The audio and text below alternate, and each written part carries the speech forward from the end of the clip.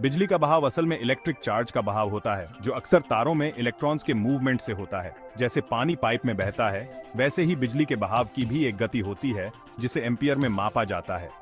बिजली के बहाव का सबसे नोटिसेबल इफेक्ट है इसकी गर्मी पैदा करने की क्षमता, जो रेजिस्टेंस के कारण होती है। जब इलेक्ट्रॉन्स किसी कंडक्टर से गुजरते हैं, तो एटम्स से टकराव के कारण इलेक्ट्रिकल एनर्जी हीट एनर्जी में बदल जाती है। इसका सबसे अच्छा उदाहरण है इनकैंडेसेंट लाइट बल्ब, जिसमें एक पतले टंगस्टन फिलामेंट से होकर बिजली का बहाव होता है। फिलामेंट का हाई रेजिस्टेंस उसे बहुत ज्यादा गर्म कर देता है, जिससे रोशनी निकलती है। दूसरा कॉमन एप्लीकेशन है इलेक्ट्रिक हीटर्स, जिनमें नाइक्रोम वायर के कॉइल्स इस्तेमाल होते हैं। जब बिजली नाइक्रोम वायर से गुजरती है, तो यह गर्म हो जाता है और आसपास के वातावरण में गर्मी फैलाता है। ये उदाहरण बिजली के बहाव से गर्मी पैदा होने के प्रैक्टिकल यूसेस को दर्शाते हैं।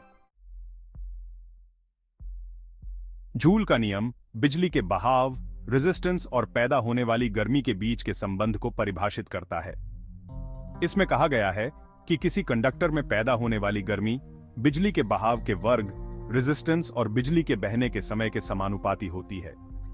गणितीय रूप से जूल के नियम को H इक्वल साइन I/RT के रूप में व्यक्त किया जाता है। यहाँ H जूल में उत्पन्न गर्मी है, I एम्पियर में बिजली का बहाव है, R ओम में रेजिस्टेंस है और T सेकंड में समय है। मान लीजिए रेजिस्टेंस और समय कांस्टेंट रहता है, तो बिजली के बहाव को दोगुना करने पर उत्पन्न गर्मी चौगुनी हो जाती है। बिजली के उपकरणों को डिजाइन करने में जूल का नियम फंडामेंटल है। ये इंजीनियरों को मटेरियल्स और कंपोनेंट्स चुनने में मार्गदर्शन करता है। ये टोस्टर्स से लेकर इंडस्ट्रियल मशीनरी तक उपकरणों की सुरक्षा और दक्षता सुनिश्चित करता है। बिजली के ट्रांसमिशन में यह नियम बहुत महत्वपूर्ण है, क्योंकि यह गर्मी के कारण होने वाले ऊर्जा नुकसान को कम करता है। इस नियम को समझने और लागू करने से कम नुकसान वाले एफिशिएंट पावर ग्रिड्स को डिजाइन करने में मदद मिलती है। चुंबकीय क्षेत्र एक अदृश्य शक्ति क्षेत्र है, जो एक चुंबक या गतिमान विद्युत आवेश को घेरे रहता है। यह अपने आसपास के अन्य चुंबकों, चुंबकीय पदार्थों और गतिमान आवेशों पर बल लगाता है। चुंबकीय क्षेत्र में परिमाण और दिशा दोनों होती हैं, जिन्हें चुंबकीय क्षेत्र रेखाओं द्वारा दर्शाया जाता है। ये रेखाएं चुंबक के उत्तरी ध्रुव से दक्षिणी ध्रुव तक निरंतर लूप बनाती हैं। स्रोत से दूरी बढ़ने पर चुंबकीय क्षेत्र की शक्ति कम होती जाती है। यह इंटरैक्शन इलेक्ट्रिक मोटर्स और जनरेटर्स जैसी तकनीकों के लिए फंडामेंटल है। 1820 में डेनमार्क के वैज्ञानिक हैंस क्रिश्चियन ऑर्स्टेड के प्रयोग ने बिजली और चुंबकत्व के बीच की कड़ी का पता लगाया। उन्होंने एक कंपास नीडल को बिजली की तार के पास रखा। जब बिजली प्रवाहित हुई, तो कंपास नीडल मुड़ गई, जिससे पता चला कि तार के चारों ओर एक चुंबकीय क्षेत्र है। इस प्रयोग से पता चला कि विद्युत धारा एक चुंबकीय क्षेत्र उत्पन्न करती है। बिजली के बहाव को उलटने पर कंपास नीडल विपरीत दिशा में मुड़ गई। ऑर्स्टेड की खोजों ने इलेक्ट्रोमैग्नेटिज्म के विकास का मार्ग प्रशस्त किया, जिससे तकनीक में क्रांति आ गई। बिजली की तार से उत्पन्न चुंबकीय क्षेत्र की दिशा को समझना बहुत महत्वपूर्ण है। दाहिने हाथ के अंगूठे का नियम इस दिशा को निर्धारित करने का एक आसान तरीका बताता है। कल्पना कीजिए कि आप अपने दाहिने हाथ से तार को पकड़े हुए हैं और आपका अंगूठा बिजली के बहाव की दिशा में इशारा कर रहा है। आपकी मुड़ी हुई उंगलियां तार के चारों ओर घूमने वाली चुंबकीय क्षेत्र रेखाओं की दिशा दर्शाती हैं। उदाहरण के लिए, यदि आप अपने दाहिने हाथ के अंगूठे को एक खड़ी तार के साथ ऊपर की ओर इशारा करते हैं, तो आपकी उंगलियां वामावर्त घूमेंगी। यह नियम इलेक्ट्रोमैग्नेट्स और मोटर्स में चुंबकीय क्षेत्रों के व्यवहार की कल्पना और भविष्यवाणी करने में मदद करता है। यह इलेक्ट्रोमैग्नेटिक डिवाइस डिजाइन में एक फंडामेंटल कॉन्सेप्ट है। एक सोलेनॉइड तार का एक कॉइल होता है, जो एक कसकर पैक्ड हीलिक्स में घाव होता है। जब सोलेनॉइड से होकर बिजली का बहाव होता है, तो यह एक मजबूत, एक समान चुंबकीय क्षेत्र उत्पन्न करता है। सोलेनॉइड के अंदर चुंबकीय क्षेत्र एक बार मैग्नेट जैसा दिखता है। इस क्षेत्र की शक्ति तार के घुमावों की संख्या, बिजली के बहाव और एक फेरोमैग्नेटिक कोर की उपस्थिति पर निर्भर करती है। सोलेनॉइड्स, इलेक्ट्रोमैग्नेट्स, रिलेज और लिनियर एक्चुएटर्स जैसे उपकरणों में फंडामेंटल होते हैं। वे अपने संचालन के लिए नियंत्रित चुंबकीय क्षेत्रों पर निर्भर करते हैं। इलेक्ट्रोमैग्नेट्स फेरोमैग्नेटिक कोर वाले सोलेनॉइड्स होते हैं, जो चुंबकीय क्षेत्र को बढ़ाते हैं। इनका मुख्य लाभ यह है कि इन्हें अपनी इच्छा अनुसार चालू और बंद किया जा सकता है।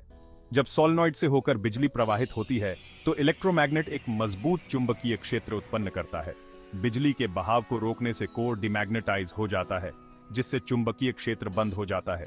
यह कंट्रोलेबल मैग्नेटिज्म इलेक्ट्रोमैग्नेट्स को स्क्रैप यार्ड्स, इलेक्ट्रिक बेल्स और एमआरआई मशीनों जैसे अनुप्रयोगों में बहुमुखी बनाता है। वे इलेक्ट्रोमैग्नेटिज्म के व्यावहारिक अनुप्रयोगों को प्रदर्शित करते हैं। इलेक्ट्रोमैग्नेट्स विभिन्न उपयोगों के लिए प्रकृति की अदृश्य शक्तियों का उपयोग करते हैं। एम्पियर का सर्किट सल नियम किसी कंडक्टर से प्रवाहित धारा को उसके द्वारा उत्पन्न चुंबकीय क्षेत्र से जोड़ता है।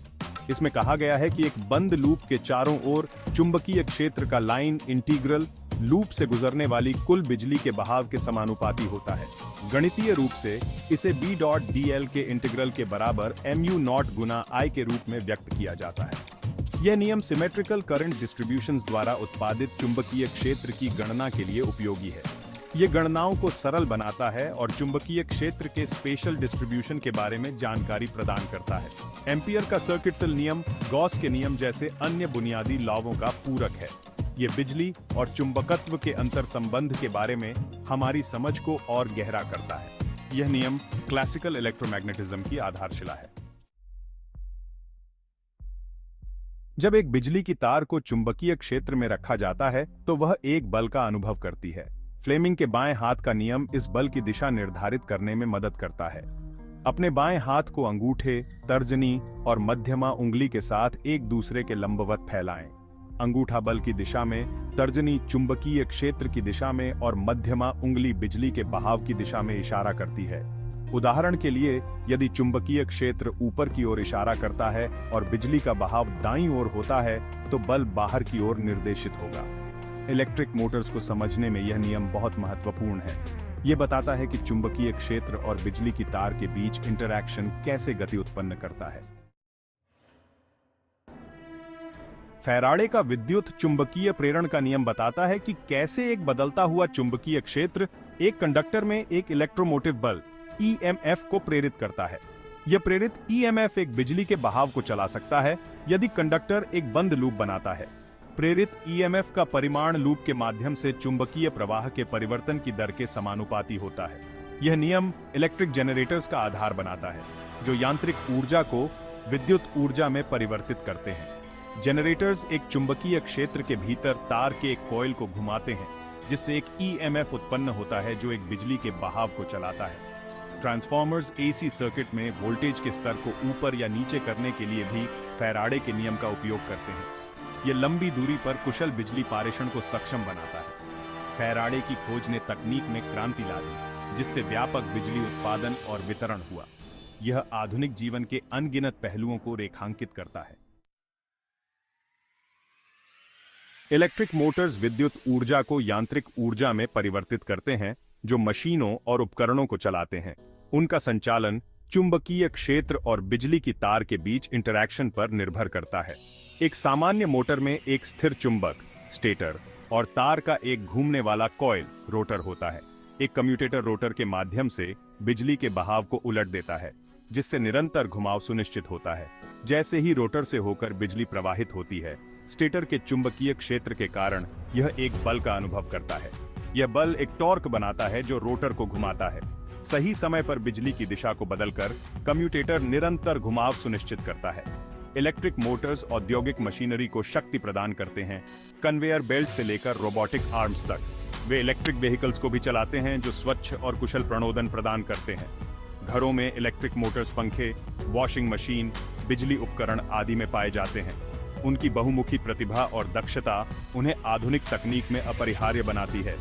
इलेक्ट्रिक मोटर्स उद्योगों में प्रगति को गति देते हैं और हमारे दैनिक जीवन को बेहतर बनाते हैं।